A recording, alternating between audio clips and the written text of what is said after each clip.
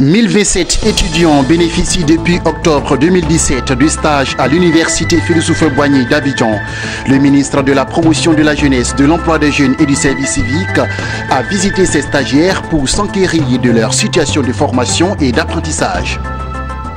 Une usine de transformation de maïs sortira bientôt de terre à Boisflé. La construction s'inscrit dans le cadre du PAPSA, le projet d'appui à la production vivrière et à la sécurité alimentaire. Ce projet est porté par la FENASCOVICI, la Fédération nationale des sociétés coopératives de vivriers de Côte d'Ivoire. Les ingénieurs de conception diplômés de l'INPHB ont récemment fait leur première assemblée générale ordinaire. Bonsoir à tous et bienvenue à 1924 Africa. Vous suivez le journal. En Côte d'Ivoire, le ministre de la Promotion de la Jeunesse, de l'Emploi des Jeunes et du Service civique, Sidi Tiemoko Touré, a visité les stagiaires en service à l'université Félix Houphouët-Boigny d'Abidjan. 1027 étudiants bénéficient depuis octobre 2017 du stage dans les différentes formations sur le campus universitaire de Cocody. À travers cette visite, le ministre de l'Emploi des Jeunes et du Service civique veut voir de plus près ces stagiaires et leurs encadreurs en situation de formation et d'apprentissage. Lawani Babatunde et Marie Seri.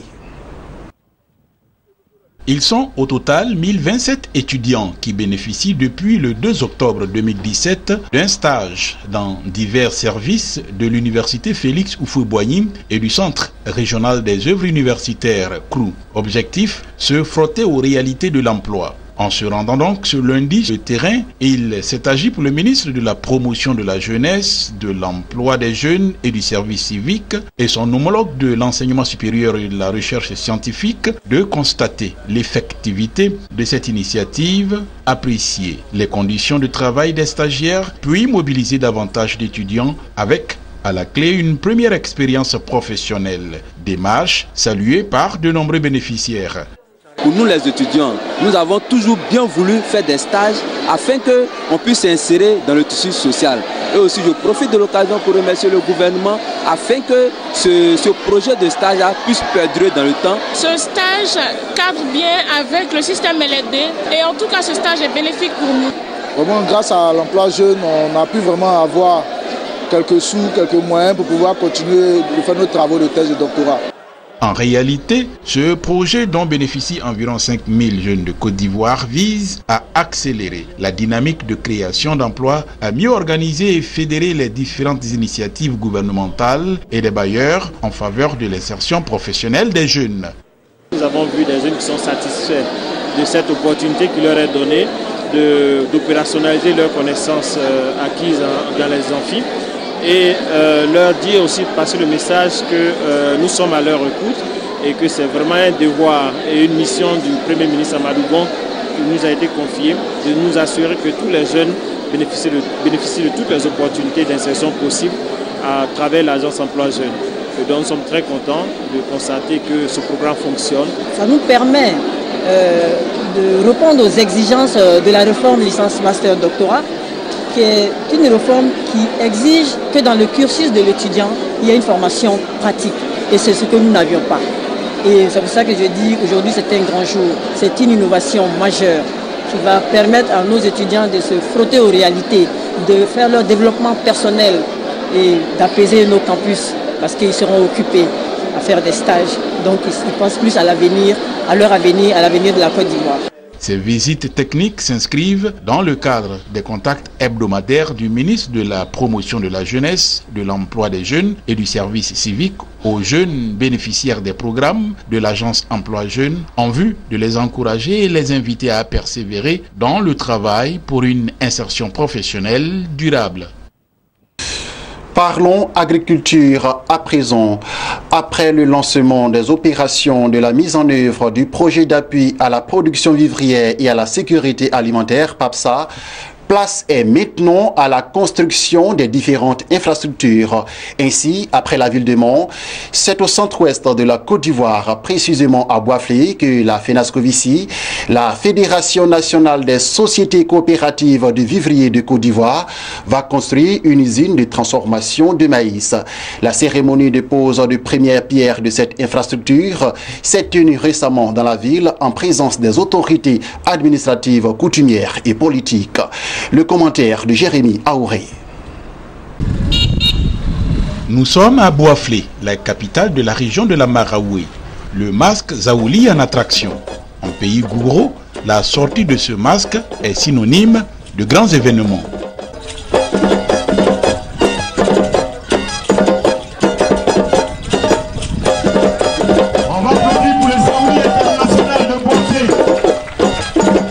C'est que Boisflé va bientôt accueillir une usine de transformation de maïs, une infrastructure industrielle qui s'inscrit dans le cadre du PAPV SA, le projet d'appui à la production vivrière et à la sécurité alimentaire. Un projet initié par la Fédération nationale des sociétés coopératives du vivrier de Côte d'Ivoire, FENASCOVICI. Selon la promotrice Irielou Colette, l'usine de transformation de maïs de Boisflé va participer à l'autonomisation de la femme dans la région et surtout à une autosuffisance alimentaire en Côte d'Ivoire. Le programme est dans les 33 régions de la Côte d'Ivoire. On a l'usine de tomates à construire, on a l'usine de riz à construire, on a l'usine de traitement de sésame à construire, on a transformation de manioc en grande échelle aussi à construire.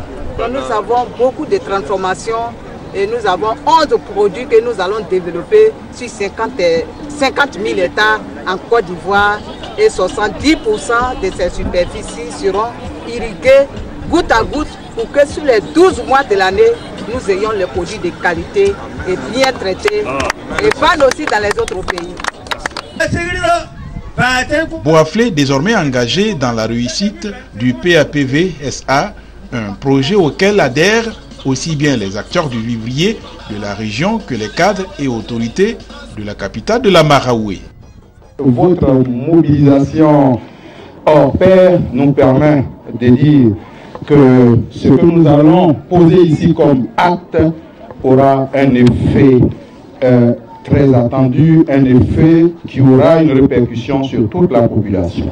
Si la Côte d'Ivoire peut se présenter à la face du monde comme un pays autosuffisant dans la production de plusieurs produits du vivrier, mieux, si les Ivoiriens parviennent à s'approvisionner dans les marchés en denrées de toute nature pour satisfaire leurs besoins alimentaires, c'est grâce au dynamisme de nos femmes, de nos sœurs, de nos mamans, des fédérations des coopératives de production et de commercialisation. Et en la matière, je ne pense pas me tromper en citant la FENASCOVICI comme l'une des fédérations leaders en ce domaine. Plein succès à tous les programmes de la FENASCOVICI. Longue vie à l'entreprise qui va être installée ici sur nos terres. Après Boisflé, cap sur Ami, sur Yamoussoukro, la capitale de la région des lacs. Toujours dans le cadre de la politique pour l'autosuffisance alimentaire et la sécurité alimentaire engagée par la Fédération nationale des sociétés coopératives du vivrier de Côte d'Ivoire.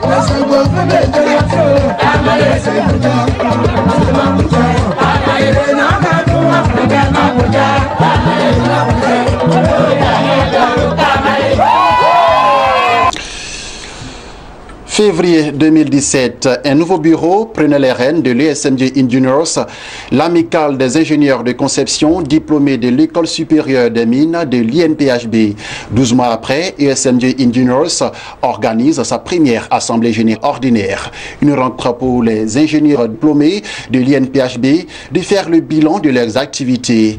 Les orientations pour les années à venir ont notamment été définies. Le commentaire de Marie-José Kwasi.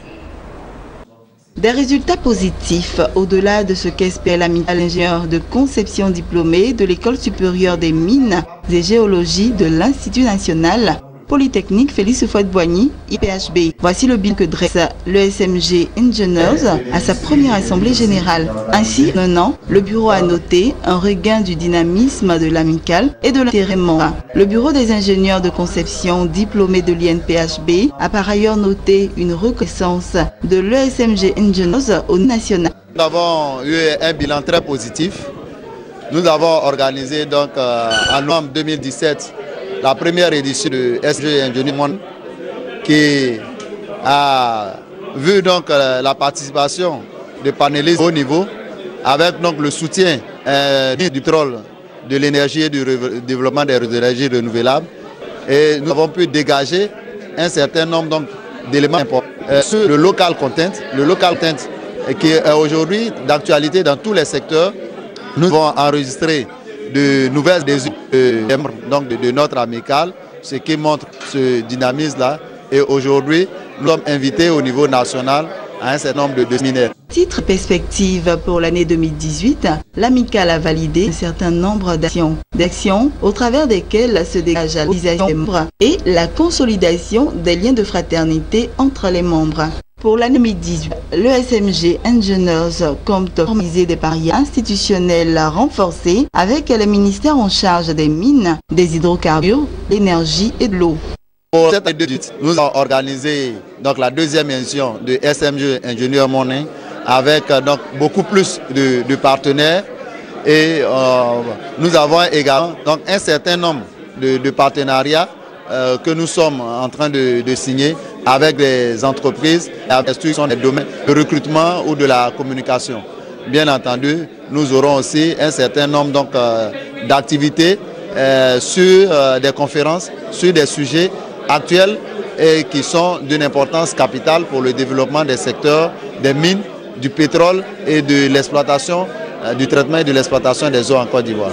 ESMG Engineers, l'amicale des ingénieurs de conception diplômés de l'École supérieure des mines et géologie de l'Institut national Polytechnique Félix Houphouët-Boigny INPHB, a été créée en 2006.